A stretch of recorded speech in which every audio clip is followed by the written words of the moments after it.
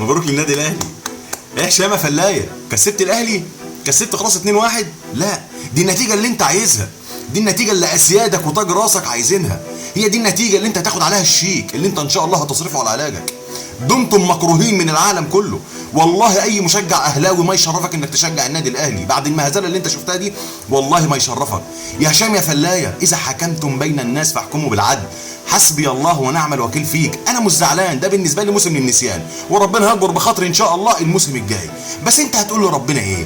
هتنام ازاي؟ هتشخر ازاي كده وانت نايم؟ طب انت ما انتش عارف انك انت ممكن تموت في اي وقت؟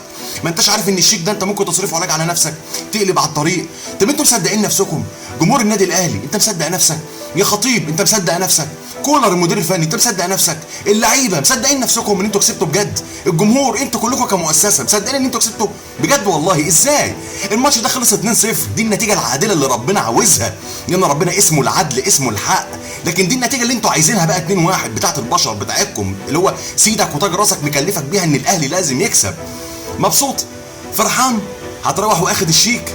والله العظيم 3 ربنا ما هيسيبك، والله ربنا ما هيسيبك. ربنا مش هيضيع مجهود الناس دي ابدا، والناس اللي سافرت والناس اللي لعبت. هي البلد دي انا عارف ان هي مغضوب عليها، ملهاش نصيب انها تفرح. موسم للنسيان، لعبنا حلو لعبنا وحش، انا خلاص ما كنتش متعشم في اي حاجه الموسم ده. الواحد قرف والله العظيم. عمرنا ما هناخد، سيبك بقى من اي بطوله ده محليه ككاس عالم. اتفرجوا على كاس العالم وانتوا تعرفوا احنا ليه ما بناخدش بطوله، واخرنا ان احنا خروج مشرف من اول ماتش، لان احنا ما عندناش كوره، لان احنا ناس وحشه، لان احنا في ظلم وفي قهر. حسبي الله ونعم الوكيل. انا مش لاقي كلام اقوله، بس بجد انتوا مصدقين نفسكم؟ النادي الاهلي انتوا مصدقين نفسكم؟ جمهور النادي الاهلي انت مصدق انك انت كسبت؟ والله العظيم انا مكسف لكم، والله مكسوف لكم، والله العظيم 3. انتوا عالة، والله انتوا عالة على مصر. انتوا كل بطولاتكم كده، كؤوس، دوريات، بطولات افريقيه، محليه، كل طول عمركم بتكسبوا كده. هو النادي الاهلي طول عمره بيكسب كده. انت كمشجع اهلاوي بتشجع النادي الاهلي ده ازاي؟ والله العظيم بجد بعد اللي انت شفته النهارده وبتشوفه على مدار السنين بتشجع الاهلي ازاي؟ دمتم مكروهين في العالم كله. عرفتوا الناس بتكرهكم ليه؟ عرفتوا الناس بتكرهكم ليه؟ انا نفسي تاخدوا بطوله بعرق جبينكم، بتعبكم، بشقاكم، بلعبكم بجد. تستاهل ان انتوا تاخدوا بطوله، مش كده، مش بالقذاره دي.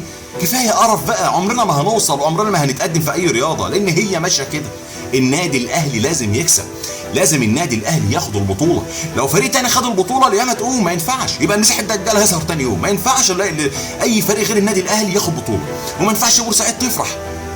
يا هشام يا فلايه، حسبي الله ونعم الوكيل فيك. تصرفوا علاج على نفسك، والله العظيم مش عشان الكوره، مش عشان النادي المصري، عشان الجماهير اللي سافرت.